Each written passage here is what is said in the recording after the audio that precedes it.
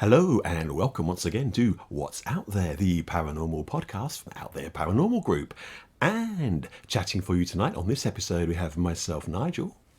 And myself, Juliet. Hello. Hello, we are back. We are. We've been poorly. We have been very, very poorly. It was weird we were ill at the same time. Oh, God, and we were both so... Well, you were a lot worse than I was. What? No, you were really you poorly. had COVID. Well, I know, but I didn't have a really bad dose of it. You, babes. Well, I just had a were, chest infection. I didn't have COVID, folks, but I did go down with a really bad chest infection. Really nasty one. Yeah, it was horrible. It really left you sort of laid up, didn't it? And then I got allergic to the antibiotics. It was not good, What a was nightmare. It was horrendous. What a nightmare. And then you with your COVID. I know. Oh, bless your heart. But we're over it now. We're here, and this, believe it or not, is our first episode of 2024. I know. Oh, my God. And look, we're in February already. I know. We've lost a whole month. Lost a whole month of being poorly sick. Mind you, it was the worst month of the year. Was it January? Oh, God. January was pants. Do you guys think it was pants as well? 2024 has not got off to a good start for us, has it? Blimey. But yeah, we're hoping from now on it's going to be slightly better. When your ass is on the ground, it can only go up, right? Exactly. You know. Spot on there. Yeah, say it. But anyway, we've worked really hard to find you some fantastic stories. Yeah. And there's a little bit of a theme because we've been on a bit of a journey. We have. We have been on a bit of a journey, haven't we? From sickness to health. No Alf Garnets No Alf Garnets, no. So, we decided to take some different modes of transport on our journey. So we're going to mix it up, folks. And we're going to do... trains. Planes. And automobiles. So, let the train take the strain. All aboard, ladies and gentlemen. And let our railway journey begin.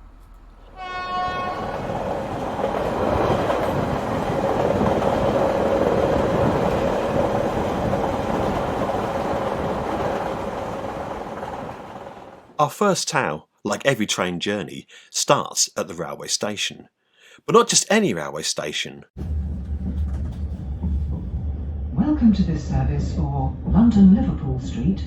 We will be calling at Diss, Stowmarket, Ipswich, Manningtree, Colchester, Chelmsford, Stratford and London Liverpool Street.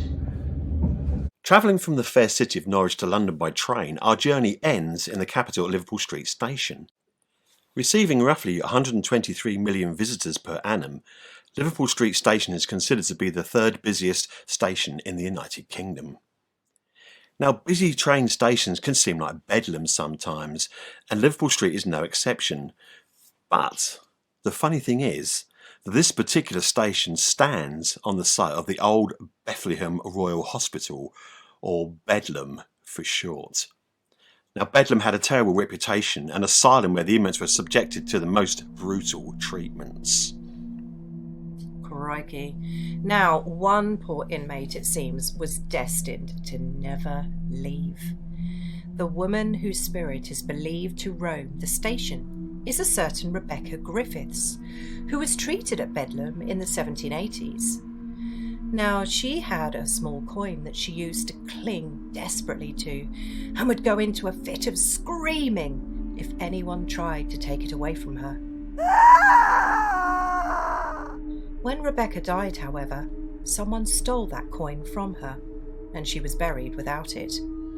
Now, so desperate was Rebecca to get it back that she still walks the tunnels of Liverpool Street, screaming the place down, looking for her precious coin.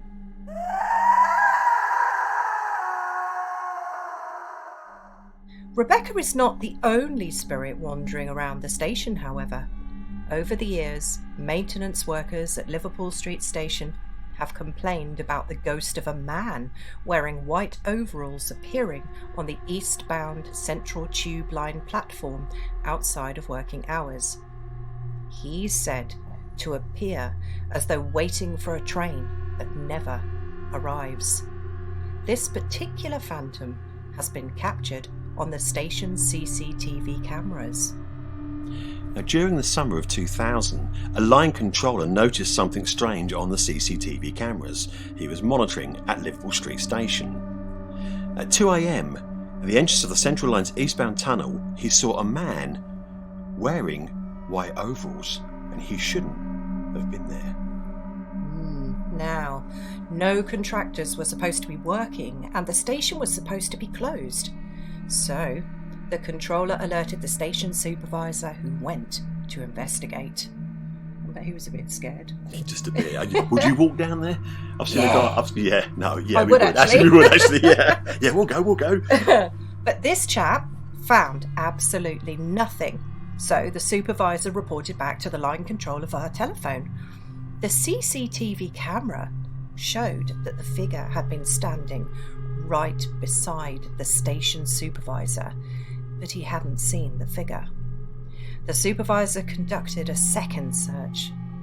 The CCTV apparently showed him passing very close to the figure in white, but he still did not see him. The pair eventually gave up the search, and it was then, whilst returning to the tunnel, that the supervisor found a pair of white overalls lying on a bench, and there was apparently no way in which they could have been left by someone unnoticed.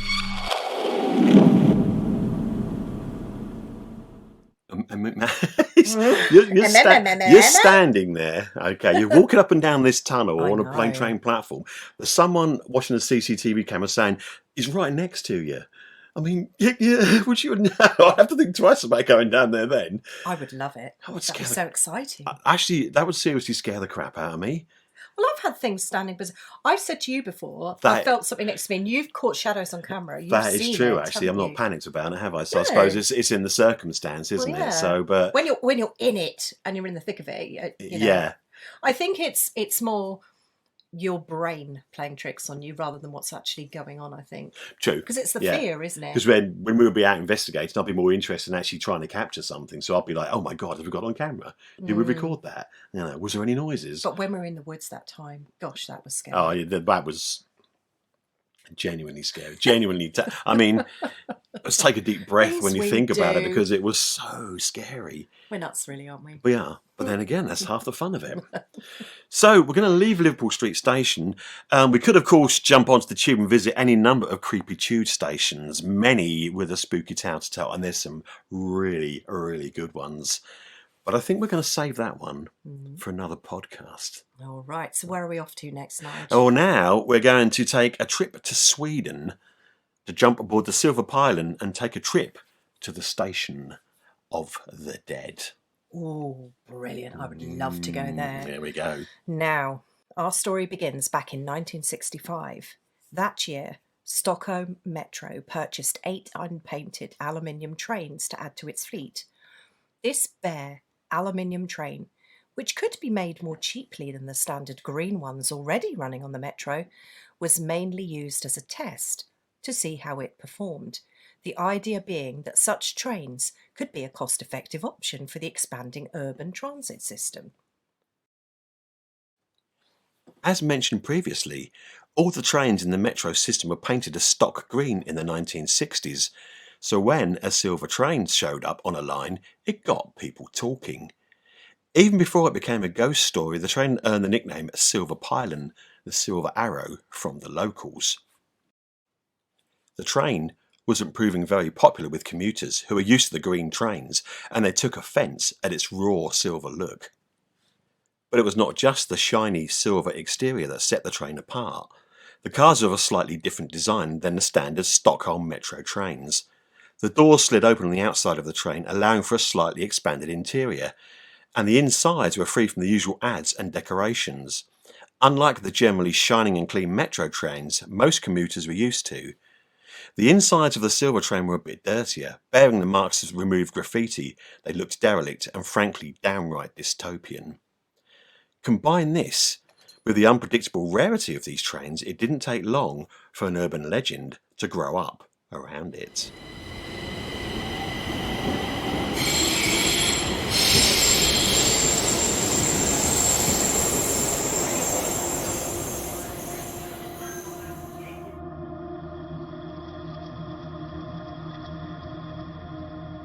So the legend goes, if you got on board the Silver Arrow, you didn't get taken to any station. You just travelled and travelled and travelled and never got out. The tale was embellished with extra little details like the train is only seen after midnight, it stops only once every year. The passengers in the train seem to be living dead with expressionless, vacant looks. That's normal, isn't it? It is normal, yeah. Especially in some parts of London. Yeah. One very common detail is that a person who just wanted to travel to the next station remained seated on board the Silver Pylon for a whole week. Of course, any good ghost train needs a ghost station to stop at. According to legend, the train's destination was an equally unsettling, totally abandoned station known as Keimlinge. Well pronounced. I know. I'm impressed. The station was built to serve as an area that was slotted for economic redevelopment. However, this development never materialised. Now, without the expected demand for the station, the fully completed structure never opened to commuters. Soon, this silent and mysterious ghost station began accruing urban legends of its own, sparking a local saying, "Only the dead get off at Keimlinge." Have I pronounced that correctly? Yes, pronounced it My correctly. goodness me. So, it wasn't long before the legends of Keimlinge, are you trying to catch me out here? And Silver Pylon became intertwined, and the station came to be known as the home of Silver Pylon, or the station where the ghost train picks up the dead. The Silver Pylon trains were taken out of service in 1996, but the stories continue as a Stockholm urban legend. So if you find yourself in Stockholm waiting for a metro train and a mysterious silver train arrives, don't get on board, as you may never get to your destination and be doomed to ride the rails forever. With the scary vacant faces. Living dead.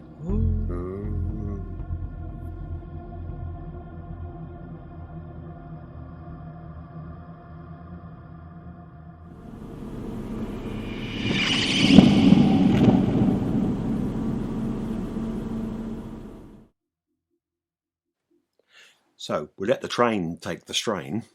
Now we're going to have to come fly with me, come fly away. I don't know where that came from. I was going to say, are we actually going on to planes now, Nigel? We are going on to planes now. How did you guess? I don't know where you got that one Tricky from. one, that one. It is. And this is a classic story. And I thought I really wanted to tell this one because it's one of those completely weird ones that you just cannot explain. I love these. Yeah, so I thought, nope, we're going to tell this one. So, without any further ado, let's take you back to December the 29th, 1972, and Eastern Airlines Flight 401 is crossing the Everglades in Florida.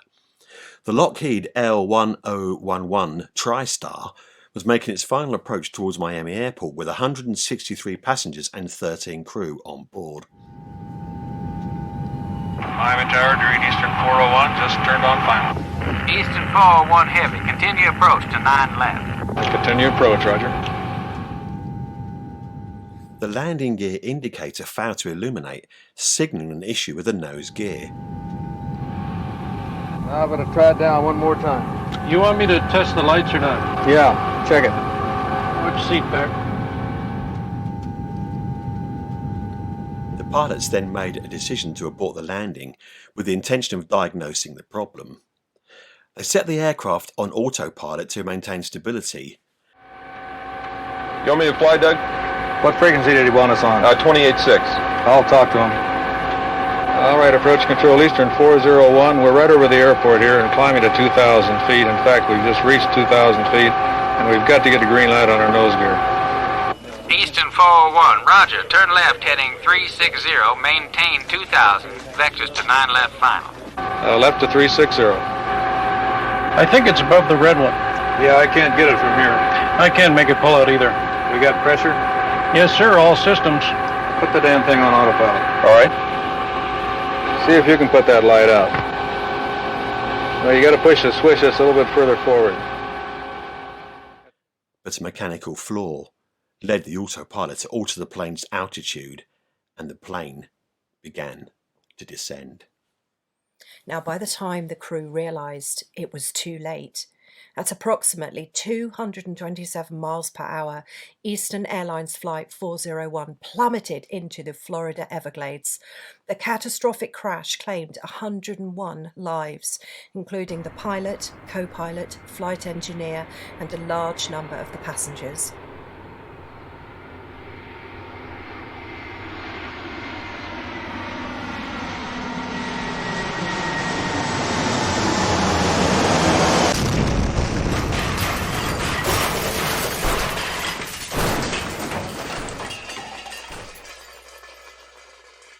The valiant efforts of rescue teams on that fateful night saved the lives of 75 passengers and crew members. In the wake of the tragic crash of Eastern Airlines Flight 401, a series of eerie and inexplicable events began to unfold on other Eastern Airline flights. Crew members and passengers aboard subsequent Eastern Airlines flights reported a series of strange sightings, where they encountered members of the flight crew from Flight 401. Not unusual, you would think, until you realise that the crew members they encountered were all killed in the fatal crash of Flight 401.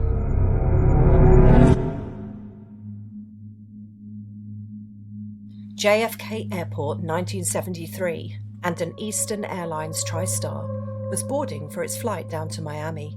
Travelling that morning was one of the airline's vice presidents. As a VIP passenger, he was allowed onto the aircraft first and made his way to the first-class cabin. As he moved towards his seat, he noticed a company captain in full uniform and went over to have a chat. During the ensuing conversation, he suddenly realised he was speaking to Bob Loft. The apparition quickly disappeared, and the vice president rushed off to find a crew member, terrified that it could be an omen that something would happen to this aircraft. A search of the plane was carried out before any other passengers boarded, but there was no sign of the mystery captain. A few months later, back at JFK, a crew boarding the same aircraft were surprised to see Loft already sat in the flight deck. They apparently chatted to the ghost, not realising who he was, before he vanished right before their eyes. The flight was later cancelled as the crew were simply too shaken to operate. On the TriStar jets, flight engineers would usually arrive at the aircraft before the other crew to carry out their pre-flight checks. This particular day, a flight engineer was stunned to see an Eastern second officer already sat in his seat. He immediately recognised him as Don Repo, and the apparition said to him, "You don't need to worry about the pre-flight. I've already done it," before disappearing. Some weeks later, another captain was checking the instruments before a flight from Miami to Atlanta. Staring him right in the face was the unmistakable outline of a Repo's face. The captain claimed he distinctly heard the words, "There will never be another crash on an L1011. We will not let it happen." The L1011, by the way, is a TriStar jet.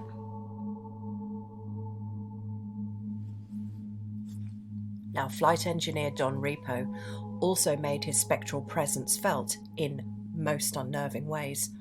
Reports surfaced of a flight attendant discovering Repo's visage peering from an overhead locker.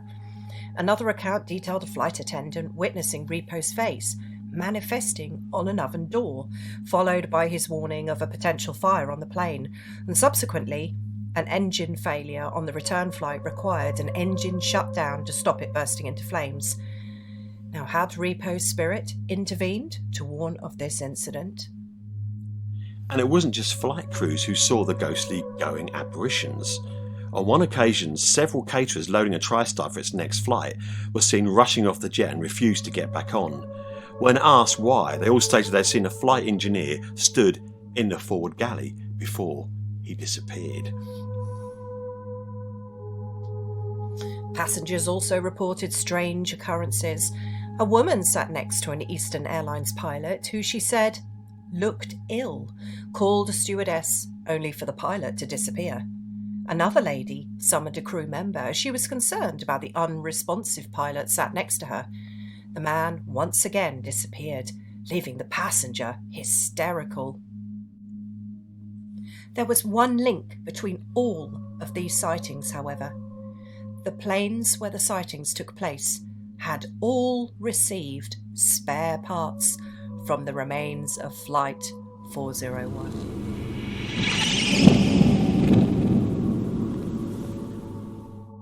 Although the majority of the plane was destroyed, certain parts, such as the galley, were salvageable.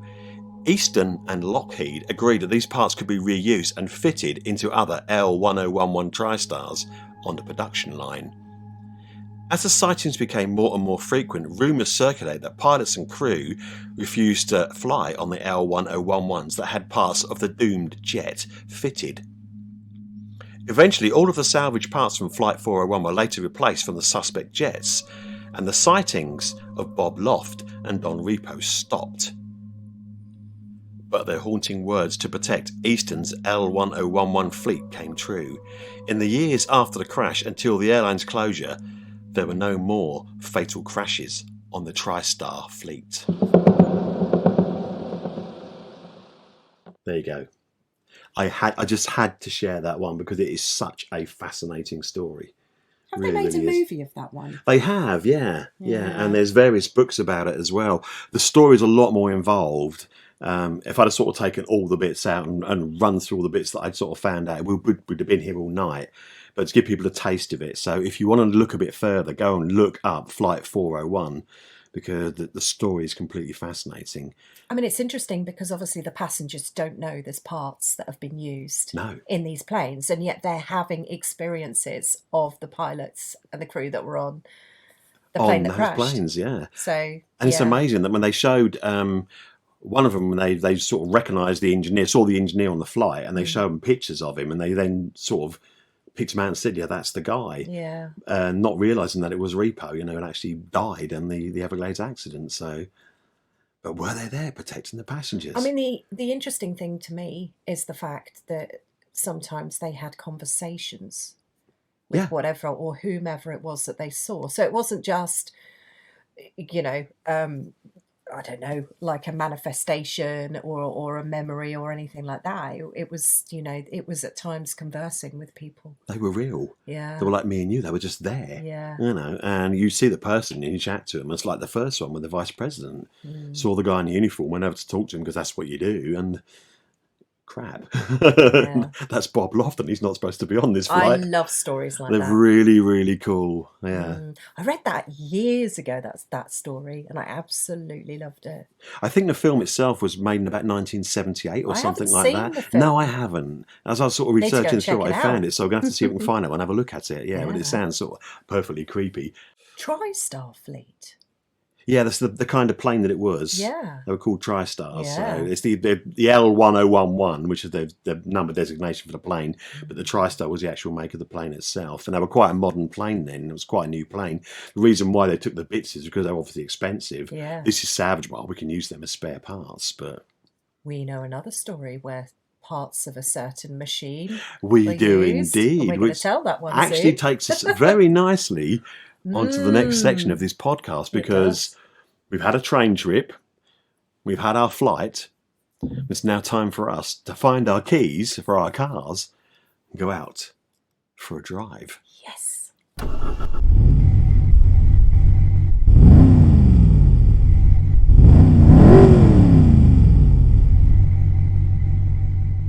So, automobiles.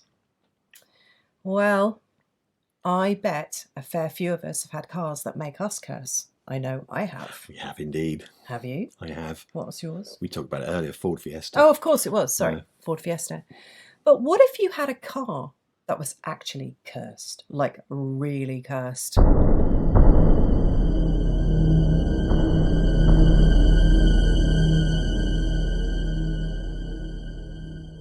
Here are a couple of examples of vehicles you might not want to take for a drive. Okay. In September 1955, a famous actor called James Dean bought himself a shiny new car, a Porsche 550 Spider. Nice. He had this love of fast cars, and this little beauty fitted the bill perfectly.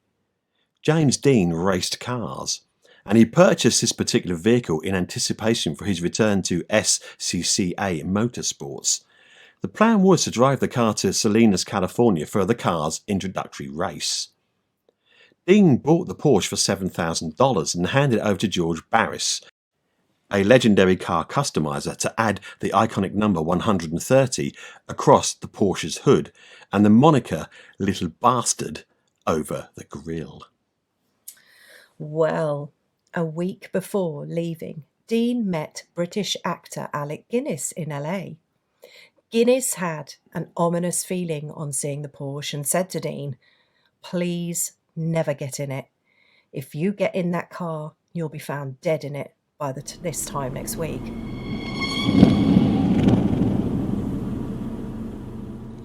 Now, this was a horrible premonition that unfortunately came true, because just a week later, the car with James Dean driving and Rolf Wutheridge, a Porsche mechanic, as a passenger, was involved in a catastrophic collision on the way to a race meeting. Dean was barrelling along Route 46 at an estimated 85 miles an hour when Donald Turnipseed, a young student from California Polytechnic State University driving a Ford Tudor, decided to make a sudden turn onto Route 41.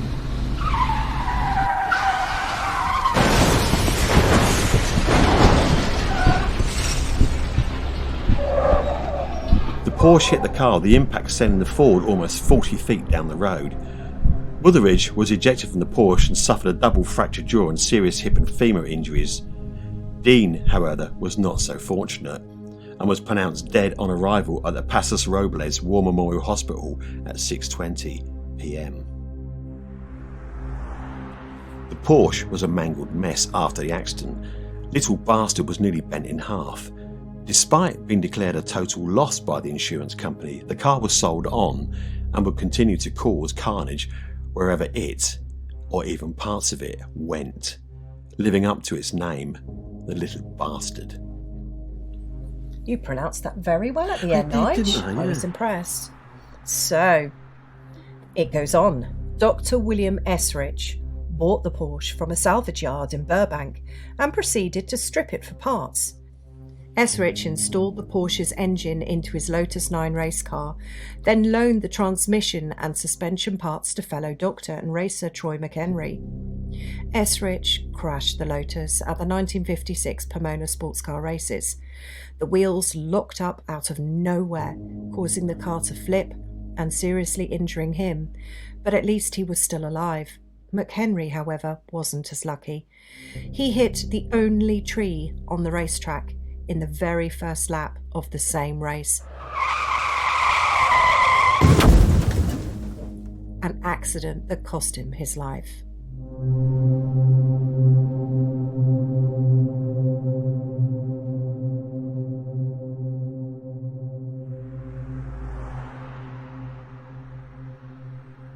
The remaining parts of the car, which was basically 4 wheels, a mangled body and a twisted frame, was sold to George Barris, who sold 2 tyres from the car and loaned the body to the Los Angeles chapter of the National Safety Council as a travelling display. The tyres that Barris sold reportedly blew at the same time, causing yet another accident. The Little Bastard was not finished yet. The first exhibition failed after the garage housing the wreck burned down, but the flames didn't harm the car. The exhibition went to a local high school, where the car fell off its display and broke a student's hip. On his way to another exhibition, George Barkas was supposedly hauling the car on a flatbed when he got in an accident and was ejected from the vehicle. And whilst he lay on the ground, the Porsche then fell off the truck and killed him dead. After this latest incident, the Porsche was locked away in storage, where the car mysteriously caught fire. Finally, in 1960, whilst being transported from Miami to Los Angeles, the car mysteriously disappeared, never to be seen again.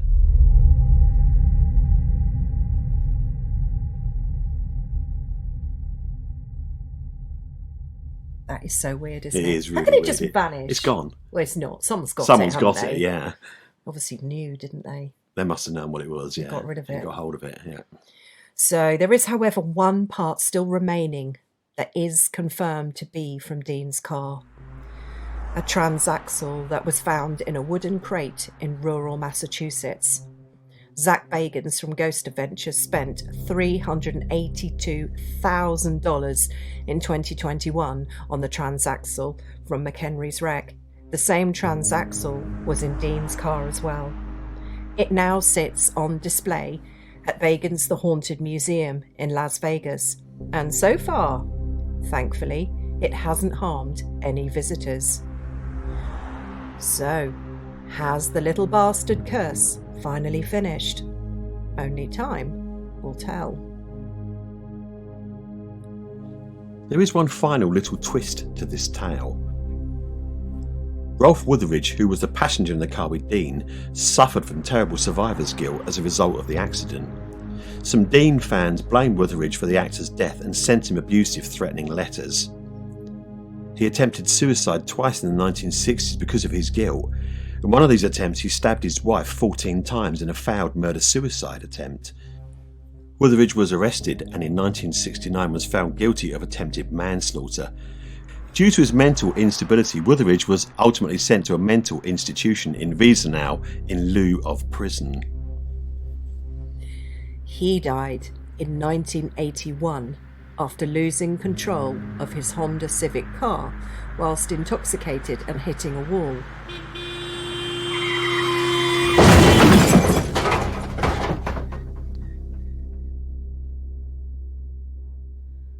Like James Dean, Wutheridge had to be cut from the wreck and was pronounced dead at the scene.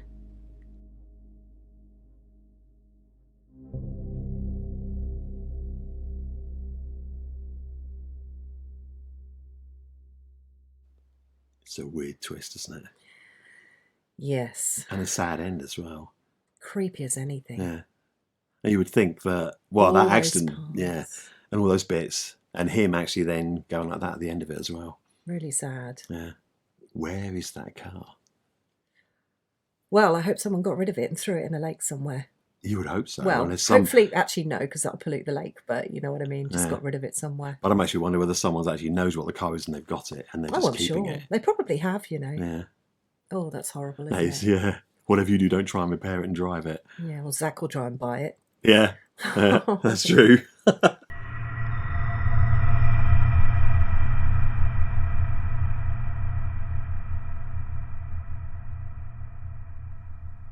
We now go from supercar to not quite so supercar. Oh, I don't know. Some people used to love that these is true, cars actually. back in the day. My brother had two of them. Really? Yeah. Yeah. Ooh. One was horrendous mustard coloured thing. Nice. Yeah. And the other one was nicked by gypsies from the Roundwood estate in Norwich. Brilliant. Absolute classic. Oh, shit class. Anyway, our next tale features a chavtastic dream machine from the Ford Motor Company. These days, hip cats need more than just a modern haircut and snazzy clothes to impress the lady. Now, for fellas who live life in the fast lane, there's the Ford Capri 2000 GL. It'll turn a girl's head as easily as it'll turn a corner. Yes, sleek lines and sporty good looks come as standard on this beauty. And with slick handling, your lady friends may notice you go a little faster than they're used to. Can you guess what it is yet? Here we go. In 1997, oh my God, Keith See, it's your turn now. Tagliaferro purchased a clapped out 1982 registered purple Ford Capri. Nice. But he found out that he had brought more than he had bargained for.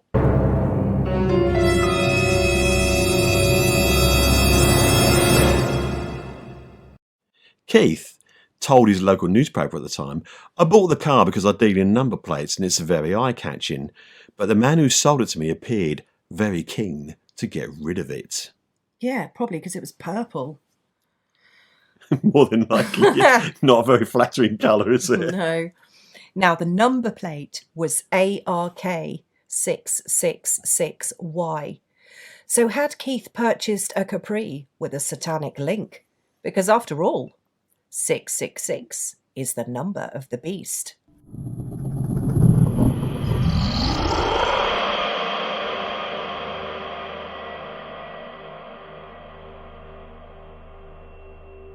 Now, he blames the purple car for a string of bad luck and strange events that include the death of a family pet after he jokingly put a photo of the car in front of his son Dean's goldfish tank and told the fish, "Look, there's the haunted car."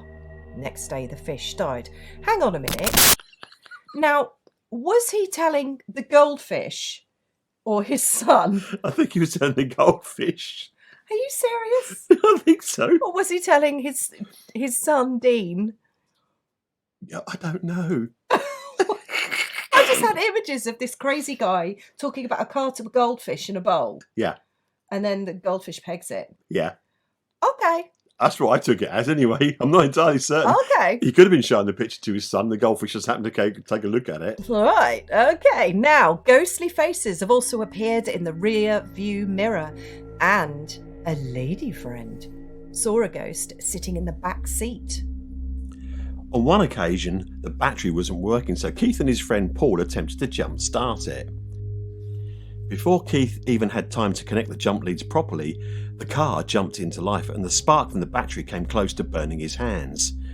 He shouted to Paul that it was too early to turn the car over as he had not fitted the leads properly. As he was saying this, Paul jumped out of the car in sheer terror. Oh, so when asked what was wrong, Paul claimed that the keys turned in the ignition without him doing anything. And then a cloaked figure in black came from the back seat and exited via the passenger door into the bushes. Have these guys been drinking? I know, it just make you wonder, doesn't it? Bit on the sauce. Yeah. I've just been electrocuted, that's Right. why. Oh no, he wasn't. It was his mate that was electrocuted, wasn't it? Dear, oh dear. But it's not just the car that appears to be haunted. Keith has also witnessed countless phenomena at whichever address he and the motor reside at, including poltergeist activity and evil ghostly apparitions. I think Keith has definitely been on the sauce. So, on one occasion, Keith was woken up at 3:30 in the morning, apparently by some banging downstairs. Stop it. Stop it. It's naughty. Oh, God. Now, when he opened his living room door, a figure was seen to be looking at a picture of ARK666Y that was hanging on the wall. Keith was rooted to the spot in sheer fright. The figure turned and looked straight at him, and it appeared to be a 60-something-year-old male. And with that, it just disappeared. Oof. The creepy Capri has scared mechanics, who were left shaking when the car started rocking and making strange noises. Honestly, I'm trying really hard to get through this one, Jules. Dogs, who are supposed to be very aware of the spirit world, won't go anywhere near it, and it may have extended its spooky curse to Keith's friends. So hang on a minute. Are the dogs afraid to go near Keith or the Capri? I think it could possibly be both, but the Capri, the car itself, especially if the car's rocking, it's a little bit rocking worrying. and making strange noises. Right. Yeah. Well, the final straw came when Keith parked the car outside his house and it got hit by lightning whilst he was inside. Oh, Keith. I Not know. a very lucky chap, is he? Not at all. So he looked out at the car and it appeared to be glowing with a strange sort of mist around it. He's definitely doing something strange. There's something This really Keith. odd with the car, Or with Keith. with Keith. Bless him, poor Keith. Yeah. Well, he had enough by then, so he decided to enlist the help of a top exorcist, the Reverend Lionel Thanthorpe. Remember him from our last podcast? Oh, yes. He was the Tombland toilet experience man. Oh! Yes! The toilet man. He was, yeah, the Oh, one who went gosh, down of to Lou to course. find where the man was and found he wasn't there.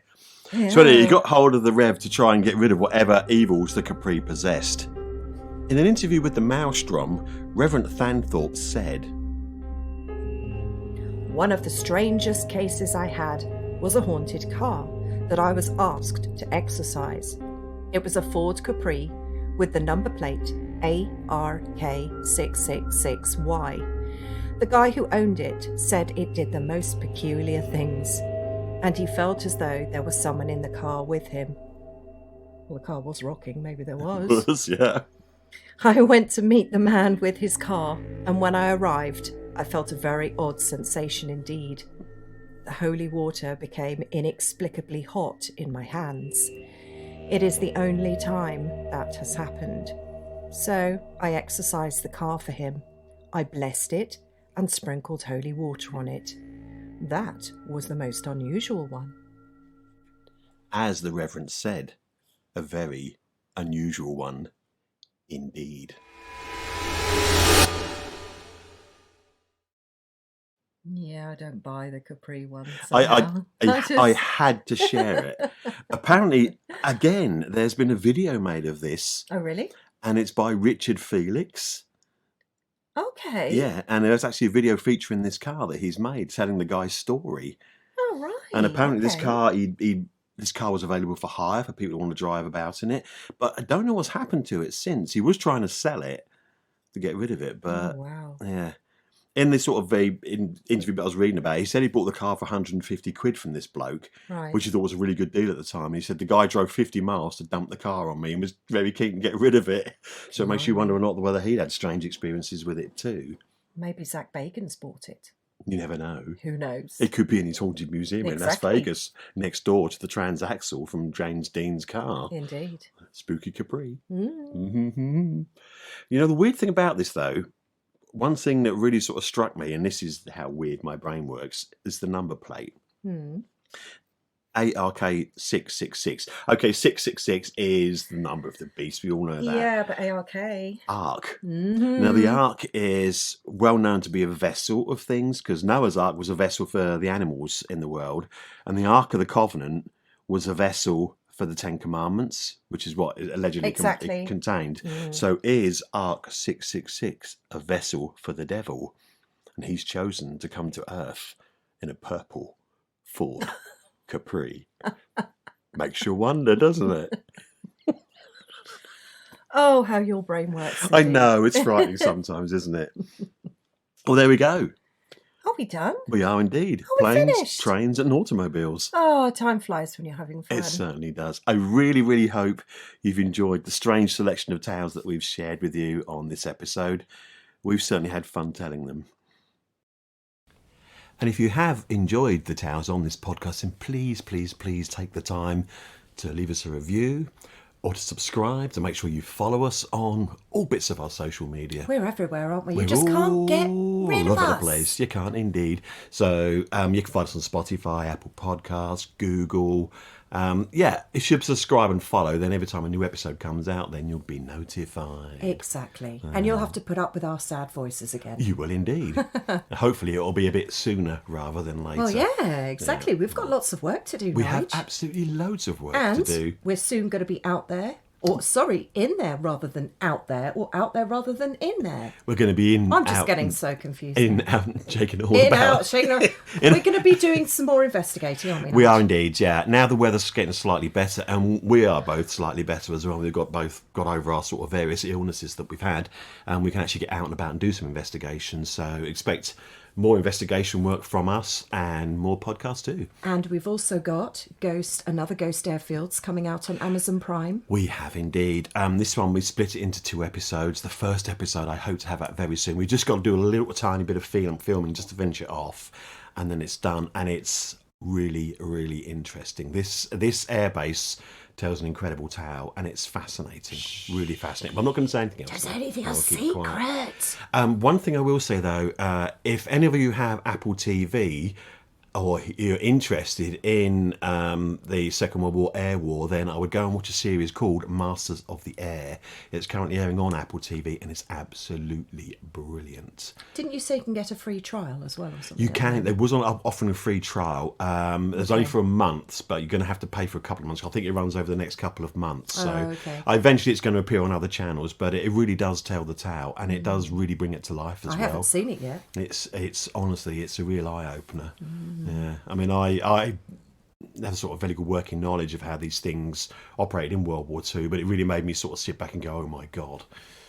No, really, really did. It certainly makes you think, doesn't And it is one of the reasons why we're so interested in going around the air bases in this area and telling the stories as well, because there's a lot more to it than just going up and saying, ooh, there's a ghost, woo, scary. Oh, there's an incredible amount of history in the air bases in Norfolk, isn't there? Yeah, and all the Huge. stories that go with it. Yeah, and we there don't are want them to get forgotten. No, that is the thing. And they're all slowly fading into the sort of background and into the agriculture and the landscape and disappearing. So while we get the chance, we'll go and record what we can and these share guys, it all with you. well, they deserve. These guys, worked hard, lived and died to give us the lives that we have today. So they deserve to be recognised and to have their stories told. Yeah, and we're covering both. We're covering the United States Army Air Force bases in the South Isle region, which is the ones around where Jules lives, and we've also got RAF bases to the north as well. So we're also going to be looking at our RAF bomber boys who actually flew out at night on some very, very scary missions, and they've got some frightening tales to tell